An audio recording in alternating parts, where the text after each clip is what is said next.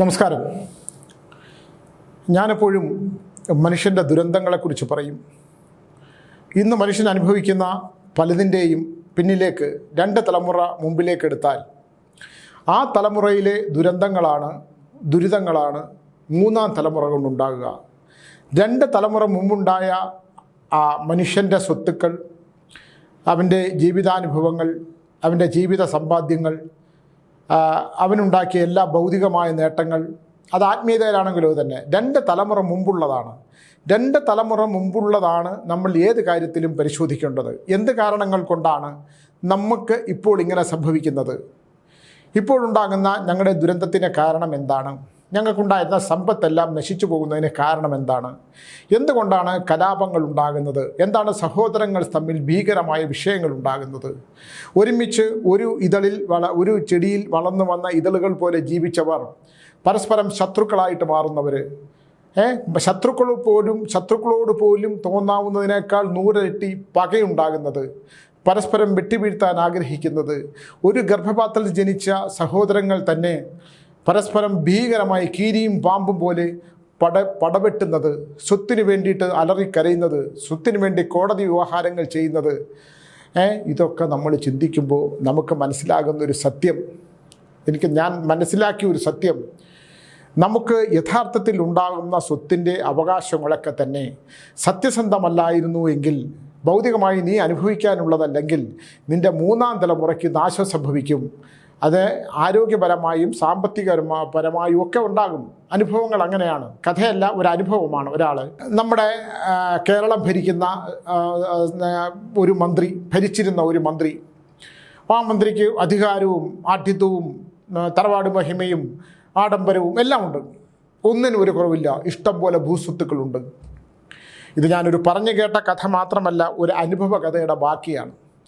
എന്നെ കാണാൻ വന്ന, ഇല്ലെങ്കിൽ എന്നോട് വന്ന് അവതരിപ്പിച്ച, വളരെ വേദനയോടുകൂടി പറഞ്ഞ ഒരു കുടുംബത്തിൻ്റെ ഒരവസ്ഥ അനുഭവിക്കേണ്ടി വന്നതിൻ്റെ ഒരു കാരണമാണ്. പല മന്ത്രിമാരുടെയും ഒപ്പമുണ്ടായിരുന്ന പലരുടെയും അനധികൃതമായി സ്വത്തുണ്ടാക്കിയവരും അനധികൃതമായി ഭൗതിക സുഖങ്ങൾ ഉണ്ടായവരുടെയൊക്കെ തലമുറകൾക്കുണ്ടാകുന്ന വളരെ വലിയ നാശങ്ങൾക്ക് ഞാൻ കേട്ടുകൊണ്ടിരിക്കുന്ന ഒരാളാണ്. എനിക്കെപ്പോഴും ഭയമാണ്. നമ്മൾ അറിയാതെ പോലും എന്തെങ്കിലും സംഭവിക്കുമോ, അറിയാതെ പോലും ഒരു തെറ്റുകൾ പറ്റരുത്, അറിയാതെ പോലും ഒരു വീഴ്വാക്കുണ്ടാകരുത്, അന്യൻ്റെ സ്വത്ത് നമ്മുടെ കയ്യിൽ വന്നു ചേരരുത്. ഇതൊക്കെ അതുകൊണ്ടാണ് ഞാൻ ഈ പൂജ പരിഹാരങ്ങൾ തന്നെ നിർത്തണം എന്ന് കഴിഞ്ഞ പ്രാവശ്യം ടീച്ചറിനോട് പറഞ്ഞു. കാരണം നമ്മൾ കണ്ടെത്തുന്ന യാഥാർത്ഥ്യമായിട്ടുള്ള സത്യങ്ങളില്ലെങ്കിൽ, ആ സത്യത്തിന് നമുക്കൊരു അബദ്ധം പറ്റിയാൽ പോലും നമ്മുടെ ജീവിതത്തിൻ്റെ അവസാനം വലിയ ദുരിതങ്ങൾ അനുഭവിക്കേണ്ടി വരും എന്നുള്ളതുകൊണ്ട് അത്തരം കാര്യങ്ങളിൽ നിന്ന് മനസ്സിനെ ഞാൻ വേർപെടുത്തി എടുക്കുകയാണ്. കാരണം അത് നമ്മുടേതല്ലെങ്കിൽ പോലും, കാരണം അനുഭവം, അമ്മയെ തള്ളിയിട്ട് വരികയും അച്ഛനെ വെട്ടിയിട്ട് വരികയും ഒക്കെ ചെയ്യുന്നവൻ്റെ പൂജ പരിഹാരങ്ങളൊക്കെ നമ്മൾ കണ്ടെത്തി ചെയ്യാൻ പോയാൽ പണമൊക്കെ ചിലപ്പോൾ ലഭിക്കുമായിരിക്കും. പക്ഷെ അതൊന്നും നമ്മുടെ അടുത്ത തലമുറകളും ഇല്ല. ഒന്നാമത്. രണ്ട്, നമ്മുടെ ജീവിതത്തിൻ്റെ അവസാന കാലം തെറ്റ് അതിൻ്റെയൊക്കെ ദോഷങ്ങൾ വരും എന്നുള്ളത് കൊണ്ട് തന്നെ ഇത്തരം പൂജകളും കർമ്മങ്ങളും ഒക്കെ, പിന്നെ പിതൃകർമ്മങ്ങളൊക്കെ ഞാൻ ചെയ്തു കൊടുക്കാമെന്ന് വിചാരിച്ചു. അല്ലാതെ ശത്രുതാ സംഹാരവും അല്ലെങ്കിൽ ധനമുണ്ടാകുന്നതും ഒന്നും, അല്ലെങ്കിൽ മനസ്സിന് സമാധാനവും ശാന്തിയും കിട്ടുന്ന കാര്യങ്ങൾ, ഇതൊന്നും എൻ്റെ ചിന്തകളിൽ നിന്ന് പോലും അന്യം വന്നു പോകുന്ന ഒരവസ്ഥയിലൂടെയാണ് ഞാൻ ജീവിക്കുന്നത്. സത്യം പറഞ്ഞാൽ ആൾക്കാർ ഫോൺ വിളിച്ചാൽ എടുക്കണം എന്നുള്ള പോലും ഇല്ല. കാരണം ഞാൻ ദുരിതമല്ലേ കേൾക്കുന്നത്. എനിക്കതിന് പരിഹാരം പറയാനോ പരിഹാരം ചെയ്തു കൊടുക്കാനൊന്നും പറ്റാത്ത ഒരുപാട് സാഹചര്യങ്ങളുള്ളത് കൊണ്ടും നമ്മുടെ ആത്മീയത കപടതയുടെയും കാപട്യത്തിൻ്റെയും ഒക്കെ വേറൊരു ലോകത്തിലൂടെ സഞ്ചരിക്കുന്ന ഒരു വഴി കൂടെ ഉള്ളത് കൊണ്ടും നമ്മളതിനകത്ത് പോയി പെട്ട് ഒരു ബലിയാടാകണ്ട എന്നുള്ളത് കൊണ്ടും നമ്മളറിയാതെ പോലും ചെയ്യുന്ന ചില കാര്യങ്ങളും തെറ്റിദ്ധരിക്കപ്പെടും എന്നുള്ളത് കൊണ്ടും ഞാൻ അതിൽ നിന്ന് മാറി സഞ്ചരിക്കാൻ ആഗ്രഹിക്കുന്ന ഒരാളാണ്. അതവിടെ നിൽക്കട്ടെ. ഞാൻ പറഞ്ഞത്, അങ്ങനെ ഒരു മന്ത്രിയായിരിക്കുന്ന ഒരാൾ, അദ്ദേഹത്തിൻ്റെ മുമ്പിൽ ഈ മന്ത്രിയുടെ കീഴെ ഒരുപാട് ഉദ്യോഗസ്ഥരുണ്ടാവുമല്ലോ. അതിൽ ഒരു സുന്ദരിയായ സ്ത്രീയോട് ഈ മന്ത്രിക്കൊരു ഭ്രമം വന്നു. ഞാൻ ഏത് മന്ത്രിയാണെന്നോ ആരാണെന്നോ ഒന്നും പറയുന്നില്ല. അങ്ങനെ ഒരു ഭ്രമം തോന്നിയപ്പോഴത്തേക്ക് അദ്ദേഹത്തിൻ്റെ മനസ്സ് അവരോടൊരു അടുപ്പം തോന്നി. പക്ഷേ ആ സ്ത്രീ, ഭദ്രമതിയായ സ്ത്രീ, അതിന് തയ്യാറായില്ല. അപ്പോൾ പിന്നെ ആ മന്ത്രിക്കത് ആദ്യം പരിഭവമായി, പിന്നെ പ്രതികാര നടപടിയായി ഈ സ്ത്രീയെ വയനാട്ടിലേക്ക് അങ്ങോട്ട് ട്രാൻസ്ഫർ ചെയ്തു. ഒന്ന് ആലോചിക്കണം. അപ്പോൾ അവരും ഭർത്താവും കൂടെ വന്നു. ഭർത്താവ് ഒരു ഹാർട്ട് പേഷ്യൻ്റ് ആണെന്നാണ് ഞാൻ കേട്ടിട്ടുള്ളത്. അപ്പോൾ ഒന്ന് പറഞ്ഞു, എനിക്ക് എൻ്റെ ഭർത്താവിന് ഹാർട്ടിന് പ്രോബ്ലം ഉണ്ട്, എൻ്റെ മകള് പോളിയോ ബാധിച്ച് കിടക്കുന്ന കുട്ടിയാണ്, അപ്പോൾ അതുകൊണ്ട് എനിക്ക് ഇവിടുന്ന് മാറി നിൽക്കാൻ പറ്റില്ല, എന്നെ സാർ ട്രാൻസ്ഫർ ചെയ്യരുത് എന്ന് പറഞ്ഞെങ്കിലും ഈ മന്ത്രി അദ്ദേഹം അത് കേട്ടില്ല. കേൾക്കാത്തതുകൊണ്ട് അവരെന്ത് ചെയ്തു, ഒരു ദിവസം ആ പോളിയോ ബാധിച്ച കുട്ടിയെ എടുത്ത് ഈ മന്ത്രിയുടെ മേശപ്പുറത്ത് കൊണ്ട് വെച്ചു എന്നാണ് പറയുന്നത്. ഒന്ന് ആലോചിച്ച് നോക്കൂ, ആ സ്ത്രീയുടെ ഒരു വേദന എത്ര തലമുറകൾ അത് അനുഭവിക്കേണ്ടി വരും. ആ പോളിയോ ബാധിച്ച കുട്ടിയെ കയ്യിലെടുത്തുകൊണ്ട് വന്ന് ആ മന്ത്രിയുടെ മേശപ്പുറത്തോട്ട് വെച്ചു കൊടുത്തു. ആ ശാപം തലമുറ കടത്തത്തില്ല. ഞാൻ ആരാണെന്നോ ഏതാണെന്നോ എന്താണെന്നോ ഒന്നും പറയുന്നില്ല. പക്ഷേ ഇത് ഒരനുഭവമാണ്, ഇത് നടന്ന കാര്യമാണ്. അതിൻ്റെ പരിണിത ഫലങ്ങളൊക്കെ ഒരുപാട് വന്ന് ആ മന്ത്രി കാലത്തിൻ്റെ വിസ്മൃതിയിലാണ്ട് പോയി എന്നുള്ളതാണ്. ഒരുപാട് സംഭവങ്ങളുണ്ട്. ഇത് ഞാൻ പറഞ്ഞു എന്നുള്ളതേ ഉള്ളൂ. കാരണം നമ്മുടെ ഭൗതിക ആഗ്രഹങ്ങൾക്ക് വേണ്ടിയിട്ടുള്ള ചില കാര്യങ്ങൾ, അരുതാത്ത കാര്യങ്ങൾ, ദൈവഹിതമില്ലാത്ത കാര്യങ്ങൾ നമ്മൾ ആഗ്രഹിച്ചാൽ ഉണ്ടാകാവുന്ന അവസാനം അദ്ദേഹത്തിൻ്റെ കുടുംബമൊക്കെ ശിഥിലമായി തകർന്ന് തരിപ്പണമായി പോയി. ഇത് ഞാൻ പറയാനുള്ളതിൻ്റെ ഒരു കാരണം, ഇന്ന് രാവിലെ ഞാൻ ഒരു ചാനലിൽ നമ്മുടെ മന്ത്രി ഗണേഷ് കുമാറിൻ്റെ സഹോദരിയുടെ ഒരു ഇൻ്റർവ്യൂ കണ്ടു. ഞാനവരെ കണ്ടിട്ടില്ല. ഇവരുടെ അനിയത്തിയെ ഞാനൊരു പ്രാവശ്യം പോയി കണ്ടിരുന്നു. ഗണേശനുമായിട്ട് എനിക്ക് നല്ല ആത്മബന്ധം ഉണ്ടായിരുന്ന ഒരാളാണ്. എനിക്ക് സത്യം പറഞ്ഞാൽ ഇപ്പോഴും ഗണേശനെ അങ്ങോട്ട് മനസ്സിലായിട്ടില്ല. ഒരേ സമയം തന്നെ രാമനായിട്ടും രാവണനായിട്ടും പെരുമാറുന്ന ഒരാളായിട്ടാണ് എനിക്ക് തോന്നിയിട്ടുള്ളത്. സ്നേഹം കൊണ്ട് വീർപ്പ് മുട്ടിക്കുകയും പ്രതികാരം തോന്നിയാൽ ഇല്ലായ്മ ചെയ്യാനും ശ്രമിക്കുന്ന ഒരാളായിട്ട് തോന്നിയിട്ടുണ്ട്. പക്ഷേ എവിടെയൊക്കെ നമുക്ക് പൂർണ്ണമായിട്ടൊന്നും അദ്ദേഹത്തിനെ കുറ്റപ്പെടുത്താനൊന്നും സാധിക്കില്ല. എന്താണെന്നറിയില്ല, അത് ഓരോരുത്തരുടെ ജന്മാംശമനുസരിച്ചാണ്. അപ്പോൾ ഈ സഹോദരി ആടെ ഇൻ്റർവ്യൂ എന്ന് പറയുന്നത് സ്വത്തുക്കളെ സംബന്ധിച്ചിട്ടുള്ള വിഷയമാണ്. കീഴൂട്ട് രാമൻപിള്ള എന്ന് പറയുന്നത് കൊട്ടാരക്കരക്കാരെ സംബന്ധിച്ചിടത്തോളം, അല്ലെങ്കിൽ കേരളത്തെ സംബന്ധിച്ചിടത്തോളം, കേരളത്തിലെ പഴയ ആൾക്കാരെ സംബന്ധിച്ചിടത്തോളം തന്നെ അതിപ്രതാപിയായ ഒരു മനുഷ്യരായിരുന്നു. ഇഷ്ടം പോലെ സ്വത്തുക്കൾ, ഏക്കർ കണക്കിന് സ്വത്തുക്കൾ, സമ്പത്തും എല്ലാ സംവിധാനങ്ങളുമുള്ള, കിരീടം വയ്ക്കാത്ത രാജാവായി, സ്കൂളുകളും പിന്നെ എല്ലാം ഉണ്ട്. അവിടെ അദ്ദേഹത്തിൻ്റെ മകനായി ജനിച്ചതാണ് R Balakrishna Pillai sir. കൊട്ടാരക്കരക്കാർ R Balakrishna Pillai സാറെന്നേ പറയുള്ളൂ. എനിക്കൊരു അമ്മാവനുണ്ടായിരുന്നു. അമ്മാവൻ പഞ്ചായത്ത് സ്പെഷ്യൽ ഗ്രേഡ് പഞ്ചായത്ത് ഓഫീസറായിരുന്നു. അദ്ദേഹത്തിൽ നിന്നാണ് ഞാൻ ഈ കുട്ടിക്കാലത്ത് ആർ ബാലകൃഷ്ണപിള്ള സാർ എന്ന് കേൾക്കുന്നത്. അദ്ദേഹം കൊട്ടാരക്കാരനാണ്. അദ്ദേഹത്തിൻ്റെ മകനാണ് കരസേന ഉപമേധാവിയായിട്ട് റിട്ടയർ ചെയ്ത ശരത്ചന്ദ്രക്ക്. ആ അമ്മാവൻ്റെ വീട്ടിൽ കുട്ടിക്കാലത്ത് ചെല്ലുമ്പോൾ, കൊട്ടാരക്കര ആരക്കോട്ടൂർ എന്നൊരു സ്ഥലത്താണ്, അവിടെ ചെല്ലുമ്പം ആർ ബാലകൃഷ്ണപിള്ള സാർ ഒരു ബസ് ഇങ്ങനെ ഇട്ട് തന്നു. സാർ ഇപ്പോൾ അവസാനം ഒരു ബസ് ചെയ്തു തന്നു. എന്നാൽ കൊട്ടാരക്കരക്കാരുടെ ഹൃദയവും സ്പന്ദനവുമായിരുന്നു ആർ ബാലകൃഷ്ണപിള്ള. നമ്മൾ കുട്ടിക്കാലത്ത് കേൾക്കുന്ന ഒരു വാർത്തയാണ്, നമ്മളത് കണ്ടിട്ടില്ല. വളരുമ്പോൾ നമ്മൾ ഗണേശനുമായിട്ടൊക്കെ പരിചയപ്പെട്ടു. ആകെ ജീവിതത്തിൻ്റെ ഓരോരോ ഘട്ടങ്ങളിലൂടെ ഞാൻ പലപ്പോഴും അത് പറഞ്ഞിട്ടുണ്ട്. അദ്ദേഹത്തിന് 3 മക്കളാണ് ആർ ബാലകൃഷ്ണപിള്ള സാറിന്. ഒരു മകനേ ഉള്ളൂ. പക്ഷേ ഇന്ന് രാവിലത്തെ ആ വീഡിയോ മലയാളി വാർത്ത ഇൻസൈഡാണെന്നാണ് എനിക്ക് തോന്നുന്നു.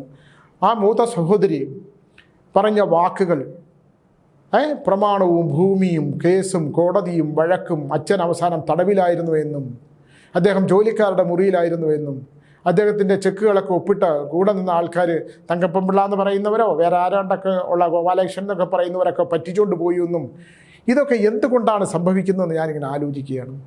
കോടിക്കണക്കിന് രൂപയുടെ സ്വത്തും ഭൂമിയും ഇതൊക്കെ നമ്മൾ എങ്ങോട്ട് കൊണ്ടുപോകുന്നു? ഞാൻ ഇവർ 3 പേരോട് ചോദിക്കുന്നൊരു കാര്യമാണ്.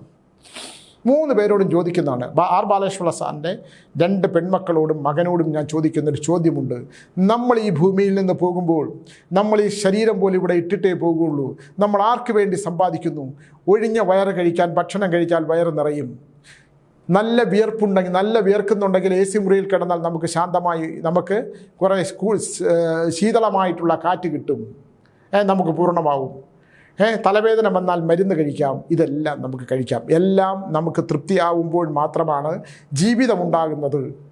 നമുക്ക് കുറേ ഭൂമി ഉണ്ടായതുകൊണ്ടോ, കുറേ വാഹനങ്ങൾ ഉണ്ടായതുകൊണ്ടോ, അല്ലെങ്കിൽ ഭൂസ്വത്ത് ഒരുപാടുള്ളതുകൊണ്ടോ നമുക്ക് സമാധാനവും ശാന്തി ഇല്ലെങ്കിൽ, കോടതി വരാന്തകളിൽ പിതാമഹന്മാരുണ്ടാക്കിയിട്ട സ്വത്തിന് വേണ്ടിയിട്ട് വഴക്കുകൂടി, പിതാമഹന്മാർക്ക് വേണ്ടിയിട്ട് അവരുടെ സ്വത്തിന് വേണ്ടി എൻ്റെ അച്ഛൻ്റെ സ്വത്ത് എനിക്ക് കൂടെ വേണം. എന്തിനാണ്? അദ്ദേഹത്തിൻ്റെ സഹോദരിയെ സംബന്ധിച്ചിടത്തോളം ഉഷാ മോഹൻദാസ് ആണെന്നാണ് എനിക്ക് തോന്നുന്നത്. അദ്ദേഹത്തിന്, അവരുടെ ഭർത്താവിന് നല്ല ജോലിയുണ്ട്, അവരുടെ മക്കൾക്ക് നല്ല വരുമാനമുണ്ട്, ഇഷ്ടം പോലെ സ്വത്തും വരുമാനമുണ്ട്. അപ്പോൾ പിന്നെ ഞാൻ ഇതുകൊണ്ട് തൃപ്തനാണ്. എനിക്ക് വേണ്ടത് ശാന്തിയും സമാധാനവും ശാന്തിയുമാണ്. എനിക്ക് എൻ്റെ സഹോദരനും എൻ്റെ സഹോദരിയും ഈ സ്വത്തും പണവും തരാൻ എനിക്ക് തയ്യാറില്ലെങ്കിൽ നിങ്ങൾ എടുത്തോളൂ ഞാനങ്ങനെ കൊടുത്ത ഒരാളാണ്. മുഴുവൻ എൻ്റെ സഹോദരങ്ങൾ വിട്ടുകൊടുത്തു. എനിക്ക് വളരെ കുറച്ചേ ഉള്ളൂ. ഞാൻ ഒരു പതുക്കെ പാവപ്പെട്ട ടീച്ചറിൻ്റെ മകനാണ്. അത് അങ്ങ് കൊടുക്കണമെന്ന് അമ്മ പറഞ്ഞു. ഞാൻ ഒപ്പിട്ട് കൊടുത്തു. ഞാൻ എൻ്റെ ആത്മകഥയിൽ വലുതായിട്ട് എഴുതിയിട്ടുണ്ട്. അമ്മ എന്നെ പണ്ട് സഹായിച്ചിട്ടുണ്ടായിരുന്നു. അതിന് പകരമായിട്ട് ഇത് വേണമെന്ന് പറഞ്ഞു കൊടുത്തു. സമാധാനം ഉണ്ടല്ലോ. പിന്നെ നമുക്ക് ജീവിക്കാനുള്ളതുണ്ടാക്കാം. IAS കാരനായിട്ടുള്ള മോഹൻദാസ് സാറിൻ്റെ ഭാര്യ ഉഷാ മോഹൻദാസ്, അവർക്കിപ്പോഴും കോടിക്കണക്കിന് സ്വത്തും സമ്പാദ്യവും മക്കൾക്കും എല്ലാം ഉണ്ട്. പിന്നെ എന്തിന് അച്ഛൻ്റെ സ്വത്ത്? അച്ഛൻ്റെ സ്വത്തിന് ആർത്തി പൂണ്ട 2 പേരുണ്ട്. അച്ഛൻ അവർക്ക് എഴുതി വെച്ചു എന്നാണ് പറയുന്നത്. അതെന്തോ ആയിക്കോട്ടെ. പക്ഷെ മകൻ മന്ത്രിയാണ്, ഇല്ലേ? ഗണേഷ് കുമാർ മന്ത്രിയാണ്, ജനങ്ങൾക്ക് ജനസേവകനാണ്. അതൊന്നും ഇല്ലാന്നൊന്നും പറയാൻ പറ്റില്ല. സ്നേഹമുള്ളവരെ ചേർത്ത് പിടിക്കും, ശത്രുവിനെ ഇല്ലാതാക്കാൻ ശ്രമിക്കും. ഇതൊക്കെയാണ് ഞാനിപ്പോൾ കണ്ടിട്ട് കുറേ കാലങ്ങളായി. പക്ഷേ അദ്ദേഹത്തിൻ്റെ ഒരു സഹോദരനില്ലേ, എൻ്റെ സഹോദരൻ കൊണ്ടുപോയി കഴിഞ്ഞോട്ടെ എന്ന് ജീവിക്കാമല്ലോ. ഇപ്പം അച്ഛൻ്റെ പിണ്ടം, അച്ഛൻ മരിക്കുന്നതിന് മുമ്പ് ഇതൊക്കെ ചെയ്യണമെന്ന് വിചാരിച്ചു, എനിക്ക് മോക്ഷപ്രാപ്തിക്ക് ഇതൊക്കെ ചെയ്യണം. അത് പോയി നമ്മൾ അച്ഛൻ്റെ ബലിയിടണം. മോനെയും കൊണ്ടുപോയിട്ട് നമുക്ക് അച്ഛൻ്റെ സ്വത്ത് വേണ്ട, തരാൻ അവർ തയ്യാറില്ല. പക്ഷെ മനസമാധാനം വേണം. അതിന് കോടതി വരാന്തികളിൽ പോയി നിൽക്കുകയോ പരസ്യമായി ഇങ്ങനെ ജനങ്ങളിലേക്ക് വിഴുപ്പലക്കുകയോ ചെയ്യരുത്. അത് ബാലകൃഷ്ണപിള്ള സാറിൻ്റെ ആത്മാവ് പൊറുക്കത്തില്ല എന്നുള്ളൊരു സത്യം നമ്മൾ മനസ്സിലാക്കണം, ഇല്ലേ? അണിയനെടുത്തോട്ടെ. അങ്ങനെ മനസ്സിൽ സഹോദരിക്ക് വരണം. അതാണ് ഞാൻ പറഞ്ഞത്. ഈ സ്വത്ത് ആരെങ്കിലും കൊണ്ടുപോകും എന്തെങ്കിലും? ഞാൻ ചോദിക്കട്ടെ, ഈ നമ്മൾ ഉടുത്തൊരുങ്ങി നടക്കുന്ന ഈ വസ്ത്രങ്ങളും ശരീരം എന്ന ജീർണവസ്ത്രവും എല്ലാം നമ്മളിവിടെ ഉപേക്ഷിക്കൂലേ? അപ്പോൾ എന്തിനാണ് സഹോദരി? ഗണേശൻ അങ്ങനെയാണ്, ആയിക്കോട്ടെ. ഗണേശ് അച്ഛൻ്റെ സ്വത്തും പണവും സമ്പാദ്യവും സ്കൂളും അതും ഇതെല്ലാം പറ്റും. ഇതാർക്കും ഉപയോഗിക്കാൻ? ഗണേശൻ തന്നെ രണ്ടാമത് വിവാഹം കഴിച്ചു. രണ്ടാമത്തെ വിവാഹത്തിൽ വേറൊരു കുട്ടിയുണ്ടെന്ന് പറയുന്നു. അവർക്ക് പേരിൽ ഇതെല്ലാം എഴുതി വെച്ചെന്ന് പറയുന്നു. അപ്പോൾ ഗണേശൻ അനുഭവിക്കാൻ പറ്റുമോ? പിന്നെ ഗണേശൻ്റെ ആദ്യ ഭാര്യ യാമിനി തങ്കച്ചിയുടെ 2 മക്കളുണ്ട്. അവർക്ക് അച്ഛൻ തന്നെ കൊടുത്തിട്ടുള്ളതെന്ന് പറയുന്നു. ഈ സ്വത്തും പണമാണോ ജീവിതം? ഭൗതികമായിട്ടുള്ള ഇത്തരം ചിന്തകൾ നമ്മൾ ഉപേക്ഷിക്കണ്ടേ? നമ്മളിത് പരസ്യമായിട്ട് വന്നിരുന്ന വിഴുപ്പ് അലക്കണമോ? അത് വളരെ കഠിനമായിപ്പോയി. അതെന്തോ ആയിക്കോട്ടെ, അതൊക്കെ രഹസ്യമായൊരു ഇൻ്റർവ്യൂവിന് കൊടുക്കേണ്ടതല്ല എന്നാണ് എൻ്റെ അഭിപ്രായം. ഇപ്പം ഇൻ്റർവ്യൂവിനെ സംബന്ധിച്ചിടത്തോളം ഇപ്പോൾ DNA ചാനലാണെങ്കിലും ഒരാളുടെ ഇൻ്റർവ്യൂ കിട്ടിയാൽ, ഇത്ര കോൺട്രവേഴ്സി ഇൻ്റർവ്യൂ ഒക്കെ കിട്ടിയാൽ അത് കൊടുക്കും. അത് 5-6 ലക്ഷം ആൾക്കാർ കാണും. യൂട്യൂബ് ചാനലിന് വരുമാനം ഉണ്ടാകും. മോശമായ ഇൻ്റർവ്യൂ ഒന്നുമല്ല. ഇപ്പോൾ ഉഷാ മോഹൻദാസ് പറഞ്ഞതൊക്കെ തന്നെ അവരുടെ മനസ്സിലെ ദുഃഖവും വികാരവുമാണ്. പക്ഷേ അതൊരു വീടെന്ന് പറയുമ്പോൾ ഒരു വീട്ടിനകത്ത് ഒതുങ്ങി നിൽക്കേണ്ട കാര്യങ്ങളാണ്. ബാലകൃഷ്ണപിള്ള സാറും അദ്ദേഹത്തിൻ്റെ ഭാര്യ ഉള്ളപ്പോൾ തൻ്റെ കുടുംബം അദ്ദേഹം ജയിലിൽ കിടന്നു. വേണ്ടപ്പെട്ടവരൊക്കെ ചതിച്ചു. ചങ്കപ്പിള്ളയും ഗോപാലകൃഷ്ണനും ഒക്കെ ചതിച്ചു. സ്വത്തും ഭൂമിയും സമ്പാദ്യമൊക്കെ പോയി. ഇതൊക്കെ എന്തിനാണ്? ഞാൻ ചോദിക്കുന്ന ഒരു ചോദ്യം അതാണ്. നമുക്ക് ആവശ്യത്തിന് നമ്മൾ പട്ടിണി കിടക്കുകയാണ്. നമുക്ക് കിടക്കാൻ സ്ഥലമില്ലെങ്കിൽ നമുക്ക് പ്രശ്നമില്ല. നമുക്കിതെല്ലാം ഉണ്ടല്ലോ. ഈശ്വരനെല്ലാം തന്നല്ലോ ഉഷാ മോഹൻദാസിനെ. അവർ 2 പേരും അതെടുത്തു. അങ്ങനെ സ്വത്ത് അങ്ങനെ അച്ഛൻ അവസരം കൊടുക്കണം തോന്നി. അല്ലെങ്കിൽ അത് അവസാനം ജോലിക്കാർ കിടക്കുന്ന മുറിപ്പിൽ വീർപ്പ് മുട്ടി കിടന്നു എന്ന് പറയുമ്പോൾ ഞാൻ ഇതിനേക്കാൾ ദയനീയമായ ഒരു അവസ്ഥയുണ്ട്. അദ്ദേഹത്തിനെ പണ്ട് അറസ്റ്റ് ചെയ്ത ഒരു പോലീസ് ഓഫീസർ കേസിൽ പ്രതിയായി ജയിലിൽ ചെന്നപ്പം എൻ്റെ അടുത്ത് ഒരാൾ പറഞ്ഞതാണ്, ബാലകൃഷ്ണ സാറിൻ്റെ കാർ ഈ DIG ആയിരുന്ന ആൾ ഇരുന്ന് അദ്ദേഹത്തിൻ്റെ കാൽ എണ്ണയിട്ട് തടവി കൊടുക്കുകയാണ്. നോക്കണു, ഇതെല്ലാം നമ്മൾ കാണുകയല്ലേ? ഇതെല്ലാം DIG ആയിരുന്ന ഒരു കാലത്ത് ജയിൽ DIG അങ്ങാണ്ടായിരുന്ന ഒരാൾ മറ്റൊരു കേസിൽ പ്രതിയായി ശിക്ഷിച്ച് ജയിലിൽ ചെല്ലുമ്പം അദ്ദേഹം ഈ മന്ത്രിയായിരുന്ന ഇദ്ദേഹവും ശിക്ഷിച്ച് ജയിലിൽ ചെല്ലുമ്പം അദ്ദേഹത്തിൻ്റെ കാലിൽ എണ്ണയിട്ട് തടവി കൊടുക്കുന്ന ഒരാൾ കണ്ടു എന്ന് എന്നോട് പറഞ്ഞു. അതിൻ്റെ സത്യമാണോ എന്ന് എനിക്കറിഞ്ഞുകൂടാ. അപ്പോൾ ഞാനിത് പറയുന്നതിൻ്റെ അർത്ഥം എന്താണ്? ദൈവം എന്ന് പറയുന്ന പ്രപഞ്ചത്തിലൊരു വലിയ ശക്തിയുണ്ട്. ആ ശക്തി കാണാത്തതൊന്നുമില്ല. നമുക്കൊരാളെ പറ്റിക്കാം, ചതിക്കാം, വഞ്ചിക്കാം, ഇതെല്ലാം ചെയ്യാം. പക്ഷേ ഇതെല്ലാം ഈശ്വരൻ കാണുന്നുണ്ട്. നിനക്കോ നിൻ്റെ 3ാം തലമുറയ്ക്കോടുകൂടി വംശനാശം ഉണ്ടായി. ഇത് ആർക്കുമില്ലാതെ അന്യം വന്നു പോകും. ഇത് അനുഭവിക്കാൻ കഴിയില്ലാതെ ജീവിതത്തിൻ്റെ അവസാന കാലത്ത് രോഗദുരിതങ്ങളും ദുഃഖദുരിതങ്ങളും കൊണ്ട് വേദന കൊണ്ട് ആത്മാവിന് മോക്ഷപ്രാപ്തി ഇല്ലാതെ നിലവിളിക്കുന്ന അവസ്ഥ. എന്നെ വിളിക്കൂ ഭഗവാനെ, എന്നെ വിളിക്കൂ എന്ന് പറയുന്നൊരവസ്ഥയിലേക്ക് മനുഷ്യൻ പോകരുത്. ഞാൻ കാണുന്ന ആളാണ്, ഇതുപോലെ ഒരുപാട് കാണുന്ന ആളാണ്. ഞാൻ രാവിലെ എഴുന്നേൽക്കുമ്പോൾ പ്രാർത്ഥിക്കും, ഈശ്വര ദുഃഖങ്ങളൊന്നും തരരുതേ. ഒരുപാട് ശത്രുക്കളുണ്ട്. ഇന്നിപ്പോൾ പണ്ട് ഞാൻ സഹായിച്ച ഒരാളുണ്ട്, സഹായിച്ച ഒരു സ്ത്രീ, ഒരു ഗതിയും പരഗതിയും ഇല്ലാതെ വന്നപ്പോൾ സഹായിച്ച സ്ത്രീയാണ്. ഒന്നും ഒരു കിടപ്പാടം പോലും ഇല്ലായിരുന്നാണ്. ഞാൻ ടീച്ചറോട് അവരെ സഹായിച്ചു. അവർ മണ്ണ് വാരിയിട്ട് ഞാൻ പോകുമ്പോൾ ശപിക്കും, മണ്ണ് വാരിയിട്ട് ഇവൻ നശിച്ചുകൊണ്ട് പോണേന്ന്. എനിക്കിപ്പോൾ എന്ത് ചെയ്യാൻ പറ്റും? അവരാണ് നമ്മൾ വല്ലതും ചെയ്തതാണോ? അപ്പോൾ അവരുടെ മനസ്സിലുണ്ടാകുന്ന, അപ്പോൾ ഞാൻ എപ്പോഴും പറയുന്നൊരു കാര്യമുണ്ട്, ദൈവം ശിക്ഷിച്ചവരെ നമ്മൾ ചേർത്ത് പിടിക്കാൻ ശ്രമിച്ചാൽ, ദൈവം ശിക്ഷിച്ചവരെ നമ്മൾ ചേർത്ത് പിടിക്കാൻ ശ്രമിച്ചാൽ ആ ദൈവം നമ്മളെ കൂടെ ശിക്ഷിക്കും. കാരണം ദൈവം അവന് കൊടുത്ത ശിക്ഷയാണ്. എന്തിനാണ് അങ്ങനെ സ്ത്രീ ഒരു മഴയത്തെ മുമ്പിൽ തൊഴുതുകൊണ്ട് കരഞ്ഞുകൊണ്ട് നിന്നൊരു സ്ത്രീയാണോ? അവരെ സകല ദോഷങ്ങളിൽ നിന്നും അവരുടെ പ്രശ്നങ്ങൾ എന്താണെന്ന് കണ്ടെത്തി അവർക്ക് പരിഹാരങ്ങൾ കണ്ടെത്തി അവരുടെ ഭർത്താവിന് ജോലിയൊക്കെ വാങ്ങിച്ചു കൊടുത്ത് എല്ലാം ശരിയായി കഴിഞ്ഞപ്പം അവരുടെ നിസ്സാര എന്തോ ഒരു കാര്യത്തിന് അവർക്ക് ഒരു അസൂയ ഇങ്ങനെ ഡെവലപ്പ് ചെയ്ത് ഞാൻ പോകുമ്പോൾ മണ്ണ് വാരിയിട്ട് ഇപ്പം നശിച്ചുകൊണ്ട് പോകണമെന്ന് പറഞ്ഞാൽ ഞാനിപ്പോൾ എന്ത് ചെയ്യാനാണ്? ഞാൻ നശിക്കണമെങ്കിൽ എൻ്റെ കർമ്മത്തിനൊരു പ്രശ്നം വേണം. ഞാനതങ്ങ് ആസ്വദിക്കും.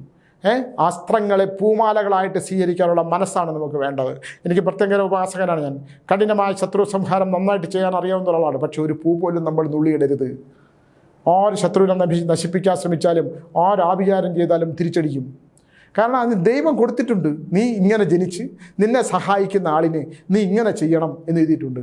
കീഴൂട്ട് രാമൻപിള്ള സാറ്, കീഴൂട്ട് രാമൻപിള്ള എന്ന് പറയുന്ന നായർ പ്രമാണിയായ മനുഷ്യൻ്റെ കോടിക്കണക്കിന് രൂപയുടെ സ്വത്തുക്കൾ 3ാം തലമുറയിൽ കോടതി വ്യവഹാരങ്ങളിൽപ്പെട്ട് അത് അന്യം വന്ന് പോകണം എന്നുള്ളൊരു യോഗം എന്തുകൊണ്ടുണ്ടായി? അവിടെയാണ് നമ്മൾ ഇതെന്തുകൊണ്ടാണ് ഇദ്ദേഹത്തിന് ഇത്രയും സ്വത്തുക്കളും പണവും സമ്പാദ്യവും പ്രതാപവും ഒക്കെ ഉണ്ടായത്?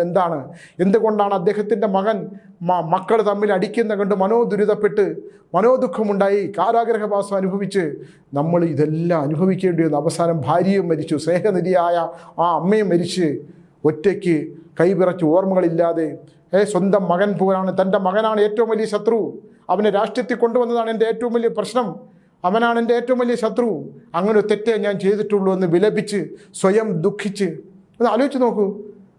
വിറയ്ക്കുമ്പോൾ അദ്ദേഹത്തിൻ്റെ കൈകൊണ്ട് ഒപ്പിട്ടു എന്നൊക്കെ പറഞ്ഞിട്ടുള്ള ഒരുപാട് വ്യാഖ്യാനങ്ങളും ദുഃഖങ്ങളും നമ്മളത് കേൾക്കുമ്പോൾ ശരിക്കും നമുക്ക് സഹിക്കാൻ പറ്റില്ല. ബാലകൃഷ്ണ പിള്ളയെ പോലെ അപ്പോഴാണ് ചില പൂർവ്വജന്മ ദോഷ ദുരിതങ്ങൾ, പൂർവ്വജന്മവുമായിട്ട് ബന്ധപ്പെട്ടുള്ള ചില ദോഷങ്ങളും പൂർവികമായിട്ടുള്ള ചെയ്ത ചില കർമ്മങ്ങളുടെയും പരിണിത ഫലം മുമ്പിലോട്ട് വരുന്നത്. ഞാൻ ആദ്യം പറഞ്ഞ കഥ പോലെ, ആദ്യം പറഞ്ഞൊരു മന്ത്രിയുടെ കഥ പറഞ്ഞില്ലേ, അതിൻ്റെയൊക്കെ ജീവിതത്തിൻ്റെ അവസാന കാലം അനുഭവിച്ചതുപോലെ എന്തുകൊണ്ടാണ് ബാലകൃഷ്ണപിള്ള സാറയുടെ മക്കൾ തമ്മിൽ ഇങ്ങനെ അപാരമായി കലാപമുണ്ടാകുകയും സ്വത്തുക്കൾ അന്യം വന്നു പോകുന്ന തരത്തിൽ കോടതി വ്യവഹാരങ്ങൾ പോയി പെടുകയും ഒരുപാട് പണം മറ്റുള്ളവർ ഇനിയുള്ളതെല്ലാം തന്നെ ശിഥിലമായി പോകുന്ന ഒരവസ്ഥയിലേക്ക് വരികയും പരസ്പരം ശത്രുക്കളെ പോലെ പടവെട്ടുകയും ഇങ്ങനെ പച്ചയ്ക്ക് അച്ഛൻ്റെയും അമ്മയുടെയും പേര്, അച്ഛനെ സ്നേഹിച്ചിരുന്നു, അച്ഛനും അമ്മയും നമ്മൾ സ്നേഹിച്ചിരുന്നു, അവരെ നമ്മളെ പഠിപ്പിച്ചു, നല്ല വിവാഹം കഴിപ്പിച്ചു, അപ്പോൾ നമുക്കൊരു കുടുംബജീവിതം ഉണ്ടായി, ഞങ്ങളുടെ മക്കൾക്ക് പ്രശ്നമില്ല, അത് ഭർത്താവ് നല്ല മനുഷ്യനാണ്, ഇനി സ്വത്തും പണമൊന്നും വേണ്ട, ഉള്ളതെല്ലാം എൻ്റെ സഹോദരങ്ങൾ എടുത്തോട്ടെ എന്നുള്ളൊരു വലിയ മനസ്സിനുടമയാണ് ഈ സഹോദരി. ഇല്ലേ? നിങ്ങൾക്ക് ജീവിക്കാനുള്ളതെല്ലാം ഉണ്ടല്ലോ, ഇഷ്ടം. അപ്പോൾ അവർക്ക് ചിലപ്പോൾ സ്വത്തിനോടും പണത്തിനോടും ആർത്തി കാണും. ഇതാര് കൊണ്ടുപോകാനാ? ഇതാർക്ക് അനുഭവിക്കാനാ? ഞാൻ നേരത്തെ പറഞ്ഞ പോലെ ഇതൊന്നും നമുക്ക് അനുഭവിക്കാൻ പറ്റില്ല. നമ്മൾ അനുഭവിക്കുന്ന ദുഃഖം, നിങ്ങൾക്കൊരു പനി വന്നാൽ, നിങ്ങളുടെ കൈയൊന്ന് മുറിഞ്ഞാൽ ആ മുറിവ് ഉണങ്ങണം. ഈ മുറിവ് ഉണങ്ങൂല. ഹൃദയത്തിലേറ്റ മുറിവ് ഇങ്ങനെ രക്തം തിളച്ചുകൊണ്ടേയിരിക്കും. അവനെ ഒരുത്തൻ നശിക്കണം, അവർ നശിക്കണം, അവൻ്റെ സ്വത്ത് എനിക്ക് വേണം എന്നുള്ള ചിന്തകളിൽ നിന്ന് നമ്മുടെ തലച്ചോറിങ്ങനെ ഉരുകി നമ്മുടെ നാഗം, നമ്മുടെ 7,000 കോടി നാഗങ്ങളും 72,000 നാഡീഞരമ്പുള്ള നമ്മുടെ ശരീരത്തിൽ പക കൊണ്ട് നിറഞ്ഞ് ആ പക പ്രഷറായി സംഘർഷമായി ആ സംഘർഷം കൊണ്ട് നാഗങ്ങളെല്ലാം ചത്തടിഞ്ഞ് അത് രോഗദുരിതങ്ങളായി നമ്മളെ ഇല്ലാതാക്കി കളയും. ഇതൊരു വലിയ സത്യമാണ്. ഞാൻ പറയുന്നത് നിങ്ങൾ ദൈവത്തെ ഓർത്ത് ഇതൊന്നും എടുക്കൂ. നമ്മളെ എവിടെയൊക്കെയാണോ നമുക്ക് അവകാശമില്ലാത്തൊരു വാക്ക്, നമുക്ക് അവകാശമില്ലാത്ത 1 രൂപ നാണയം, നമുക്ക് അവകാശമില്ലാത്ത സ്വത്ത്, ഈ അച്ഛനമ്മമാരെ പീഡിപ്പിച്ച് സ്വത്ത് തട്ടിപ്പറിക്കുന്നവരുണ്ട്. സ്വത്ത് തട്ടിപ്പാണ്. അമ്മയുടെ കമ്മലൂരി, മരിക്കാൻ കിടക്കുന്ന അമ്മയുടെ കമ്മലൂരി വാങ്ങിച്ചവരുണ്ട്. അവസാനം കമ്മലിടാനുള്ള കാത് അറ്റുപോയൊരു സ്ത്രീ എൻ്റെ അടുത്ത് വന്നു.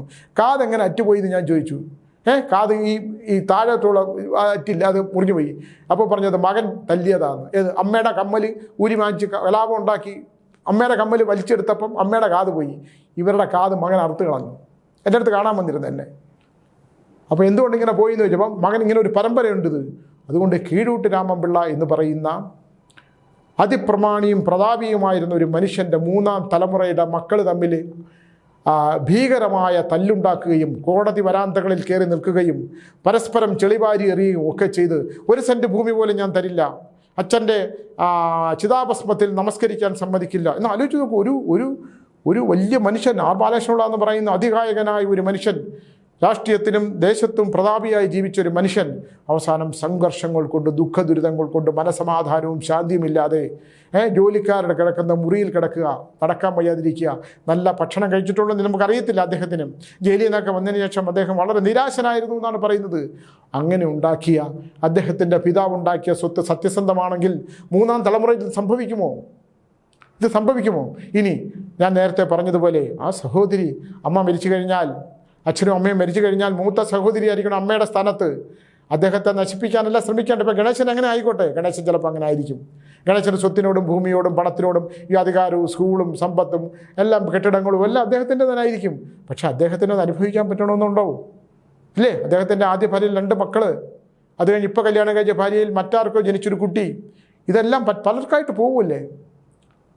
ഒരിടത്തും ഈ സ്വത്തും പണവും സമ്പാദ്യവും ഭൗതിക സുഖങ്ങളും, എനിക്കൊരു തരം ഈ കോടീശ്വരന്മാർ കാണുമ്പോൾ എനിക്കൊരു തരം ഞാൻ സംസാരിക്കാൻ പോലും എനിക്ക് തോന്നില്ല. കോടികളുടെ ആസ്തിയുണ്ട്. ഇപ്പോൾ റോയിയുടെ കാര്യം പറഞ്ഞില്ലേ, കോടികളുടെ ആസ്തി ഉണ്ടായി കോട്ടുണ്ടോണ്ട് നടന്നിട്ട് എന്തോന്ന കാര്യം ഇല്ലേ? എല്ലാം പോയി. പുള്ളി വെടിവെച്ചു, മരിച്ചു, 2 ദിവസം വാർത്തയും കഴിഞ്ഞ് പോയി. ജീവിച്ചിരിക്കുന്നവർക്ക് ഇതൊക്കെ ഇനി എന്തെല്ലാമാണ് അതിൻ്റെ പുറകിൽ വരാൻ പോകുന്നതെന്നുള്ളത് ആരൊക്കെ കണ്ടു? അനധികൃതമായ പണമുണ്ടാക്കുക, നമുക്ക് ആഗ്രഹമില്ലാത്ത ആഗ്രഹങ്ങൾക്കൊരു അതിർത്തി വരമ്പില്ലെങ്കിൽ ഉണ്ടാകാൻ പോകുന്ന ഭീകരമായിട്ടുള്ള അവസ്ഥകൾ. എനിക്ക് ആ വാർത്ത കേട്ട് ഞാൻ 2-3 പ്രാവശ്യം അത് കേട്ടു. എനിക്ക് ഭയങ്കര വേദന തോന്നി. എന്നാൽ എനിക്ക് ഗണേശൻ അറിയാമെന്നുള്ളത് കൊണ്ടാണ്. ഇപ്പം ഞാൻ കണ്ടിട്ട് കുറേ കാലമായി. ഒരുപാട് നന്മയുണ്ട്, തിന്മയുണ്ടെന്ന് എനിക്ക് അറിഞ്ഞുകൂടാ. അദ്ദേഹത്തിൻ്റെ കാര്യങ്ങൾ ഇങ്ങനെയൊക്കെ തന്നെ. ചിലപ്പോൾ വാശിയുടെ പേരിലായിരിക്കും പിടിച്ചു വയ്ക്കണം. അവളിങ്ങനെയൊക്കെ എന്നെ പറഞ്ഞതുകൊണ്ട് ഇത് നമുക്ക് ഒന്നും കൊടുക്കില്ല, അതൊക്കെ ആയിരിക്കും. അല്ലാതെ സ്വത്ത് ഇപ്പം ശ്രീവിദ്യയുടെ കേസിലൊക്കെ എനിക്കറിയാം, അതിലൊന്നും അദ്ദേഹത്തിന് അങ്ങനെ ഒന്നും പിടിച്ചു വെച്ചില്ല. കാരണം ശ്രീവിദ്യയുടെ അവസാന കാലത്ത് ഒരു മുറി അടച്ചിരുന്ന് സത്യസായിബയുടെ പടം വെച്ചിട്ടും അതിനും ചോദിക്കണം ഗണേശൻ മന്ത്രിയാവുമെന്ന് ചോദിച്ചിരുന്നതാണ്. അവരുടെ സ്വത്തും പണമൊന്നും അദ്ദേഹം കൊണ്ടുപോയിട്ടെന്ന് ഞാൻ കരുതുന്നില്ല. പക്ഷേ സ്വന്തം ഗൃഹത്തിൽ, സ്വന്തം വീട്ടിൽ, സ്വന്തം സഹോദരി, അമ്മയ്ക്ക് തുല്യമായി നിൽക്കേണ്ട സ്ത്രീ, അമ്മ, ആ സ്ത്രീ പരസ്യമായിട്ട് രാഷ്ട്രീയത്തിൽ നിൽക്കുന്ന ഒരാളുമായിട്ട് ഇങ്ങനെ ഒരു സംവാദം ഉണ്ടാകുമ്പോൾ, ഇത്രയും ഭീകരമായിട്ടുള്ള കാര്യങ്ങൾ പറയുമ്പോൾ, ഇതെല്ലാം സമൂഹത്തിലെ ജനങ്ങൾക്ക് ചിരിക്കാനുള്ളൊരവസ്ഥ. ആർ ബാലകൃഷ്ണപിള്ള എന്ന് പറയുന്ന മനുഷ്യനെ, അല്ലെങ്കിൽ അദ്ദേഹത്തിൻ്റെ പിതാവിനെ ബഹുമാനിച്ചിരുന്ന തലമുറ, അദ്ദേഹത്തിലേക്ക് വന്നപ്പോൾ ആർ ബാലകൃഷ്ണപിള്ള സാർ എന്ന് വിളിച്ചിരുന്ന, അദ്ദേഹത്തോട് എതിരാളികൾ പോലും ബഹുമാനിച്ചിരുന്ന ആ മനുഷ്യൻ്റെ അവസാന കാലത്തെ ദുഃഖദുരങ്ങൾക്ക് കാരണം എന്താണ്? കാരണത്തിന് ഹേതു അടങ്ങാത്ത ആഗ്രഹങ്ങളാണ് എന്നാണ് നമ്മൾ പറയുന്നത്. ഭൗതികമായിട്ടുള്ള കാര്യങ്ങളൊക്കെ അങ്ങനെയാണ്. അദ്ദേഹത്തിൻ്റെ അവസാന കാലത്തെക്കുറിച്ച് കേർത്ത് എനിക്ക് ദുഃഖം തോന്നി. ഇതെല്ലാം നമുക്കൊരു പാഠമാണ്. ഇനിയിപ്പോൾ ഗണേശൻ അടുത്ത മകനാണ്. അദ്ദേഹം ഈ ശാപങ്ങളുണ്ടല്ലോ, ഞാൻ നേരത്തെ പറഞ്ഞ പോലെ, മണ്ണ് വാരിയിട്ട് ശപിച്ചാലും അവൻ്റെ കർമ്മത്തിന് ശുദ്ധിയില്ലെങ്കിൽ അനുഭവം, ഇല്ലെങ്കിൽ ഒന്നും സംഭവിക്കില്ല. ഈ മണ്ണൊക്കെ തിരിച്ചങ്ങോട്ട് ചെല്ലത്തേ ഉള്ളൂ, പറയുന്ന നാവ്. അപ്പം അസ്ത്രങ്ങളെ പൂമാലയായിട്ട് സ്വീകരിക്കാനുള്ള ദൈവസ്തുതി, നമ്മൾ 1000 വട്ടം ദൈവസ്തുതിച്ച് 1000 അമ്പലങ്ങളിൽ പോയാലും ദൈവസ്തുതികൾ പാടിയാലും വേദങ്ങൾ ഉപനിഷത്തുകളൊക്കെ വായിച്ചാലും മനസ്സിൽ നന്മയില്ലെങ്കിൽ ഇതൊന്നും പ്രയോജനമില്ല എന്നും, നമുക്ക് ആഗ്രഹമില്ലാത്തതൊന്നും, നമുക്ക് അർഹതയില്ലാത്തതൊന്നും ആഗ്രഹിക്കരുതെന്നും, മനുഷ്യനോട് ദയയും സഹതാവും. ഞാൻ ദേഷ്യപ്പെടുകയൊക്കെ ചെയ്യും, പക്ഷേ ഞാൻ അപ്പം തന്നെ അവരെ വിളിക്കും. ദേഷ്യപ്പെടുന്നത് ചെറിയ ചെറിയ കാര്യങ്ങളുടെ മറുപടി കേൾക്കുമ്പോൾ ഉണ്ടാകുന്നതാണ്. കോപം പാടില്ല എന്നാണ്. അത് വിശാഖം നക്ഷത്രവും ഈ സിംഹവും ആയതുകൊണ്ടാണ് വാഹനം. പെട്ടെന്ന് ദേഷ്യം വരും. പക്ഷേ ഉടനെ തന്നെ ഞാൻ പ്രാർത്ഥിക്കും, ഈശ്വര അവർക്കൊരു ദോഷവും വരരുത് എന്ന് പ്രാർത്ഥിക്കും. അങ്ങനെയുള്ള ഒരുപാട് കാര്യങ്ങളുണ്ട് ഇതിനകത്ത്. അപ്പോൾ അതുകൊണ്ട് ഞാൻ പറഞ്ഞു വന്നത്, എനിക്ക് വേദന തോന്നി. നമുക്ക് അർഹതയില്ലാത്ത എന്തോ അദ്ദേഹത്തിന് കീഴൂട്ട് രാമൻപിള്ള എന്ന് പറയുന്ന ആ മഹാപ്രതാപിയായ കാരണവർക്ക് അർഹതയില്ലാത്തെങ്കിലും വന്ന് ചേർന്നിട്ടുണ്ടെങ്കിൽ ഞാൻ എപ്പോഴും പറയുന്ന പോലെ ഈ 3ാം തലമുറയിലെ ദോഷദുരിതങ്ങൾ വന്നതിന് കാരണം എന്താണ്? ആ കാരണങ്ങൾക്ക് പരിഹാരമില്ലെങ്കിൽ അങ്ങോട്ട് നമ്മൾ വണ്ടി ഒന്ന് ഇറങ്ങുമ്പോൾ ഒന്ന് മുട്ടിയാൽ തീരുന്ന ഒരു ജീവിതം, ഒരു നല്ല പനി വന്നാൽ ശ്വാസം കിട്ടാത്ത ജീവിതം, ഒന്ന് വീണുപോയാൽ താങ്ങാൻ ആളില്ലാത്ത ജീവിതം, പണവും സമ്പത്തും ഐശ്വര്യവും ഇരിപ്പിടങ്ങളും ഇല്ലെങ്കിൽ തിരിഞ്ഞു നോക്കാത്ത ഒരു വലിയ ജനസമൂഹത്തിൻ്റെ മുമ്പിൽ നമ്മൾ താൽക്കാലികമായി നിൽക്കുന്ന ഒരു ബോധമാണ് നമുക്ക് വേണ്ടത്. അത്തരം കാര്യങ്ങൾ നമ്മൾ ഒരിക്കൽ കൂടി ശ്രദ്ധിച്ചില്ലെങ്കിൽ ഇതെല്ലാം ഒരു നിമിഷം കൊണ്ട് തീരേണ്ടതാണ്. 2-4 ദിനം കൊണ്ടൊരുത്തനെ തണ്ടിലേറ്റി നടത്തുന്നതും ഭവാൻ, മാളികാമുകളിലേറുന്ന മന്നൻ്റെ ഉള്ളിൽ മാറാപ്പ് കയറ്റുന്നതും ഭവാൻ. ഈ വരികളും ഞാൻ എപ്പോഴും പ്രാർത്ഥിച്ചിട്ടുണ്ട്. ഈശ്വരൻ ഒരു നിമിഷം കൊണ്ട് തന്നെ ഇത്തരം കാര്യങ്ങളൊക്കെ ചെയ്തു കൂട്ടും. അതുകൊണ്ട് കോടതി വരാന്തകളിൽ വസ്തുവിന് വേണ്ടിയും അച്ഛൻ്റെ സ്വത്ത് എനിക്കും കൂടെ അവകാശപ്പെട്ടതാണെന്ന് പറഞ്ഞ് പരസ്പരം പങ്കിടാൻ നിന്ന് കലാപമുണ്ടാക്കി, അല്ലെങ്കിൽ പരസ്പരം പക വീട്ടി സർവനാശം കാണാൻ പരസ്പരം പടവെട്ടുന്ന ആ മരിച്ച വലിയ മനുഷ്യൻ്റെ ബാലകൃഷ്ണപിള്ള സാറിൻ്റെ ആത്മാവിന് മോക്ഷം കിട്ടത്തില്ല. അത് നമുക്ക് ചുറ്റും ചിലന്തി പോലെ വലയം ചെയ്ത് കിടക്കും. ആ നൊമ്പരവും ആ ഗതവും നിങ്ങൾക്ക് കേൾക്കാൻ കഴിയും. നിങ്ങൾക്ക് കേൾക്കാൻ കഴിഞ്ഞില്ലെങ്കിൽ ഞങ്ങളെപ്പോലുള്ള അത്തരം സാഹചര്യങ്ങളിലൂടെ കടന്നു പോകുന്നവർക്ക്, ആ കുടുംബത്തിൻ്റെ അടുത്ത തലമുറയ്ക്ക് സംഭവിക്കാൻ പോകുന്ന മഹാദുരന്തങ്ങൾ ഓർത്ത് ഞങ്ങളെ ഉൾപ്പെടെയുള്ളവർ നടുങ്ങി നിൽക്കുന്ന ഒരവസ്ഥയാണെന്ന് പറഞ്ഞുകൊണ്ട് നിർത്തുന്നു. നമസ്കാരം.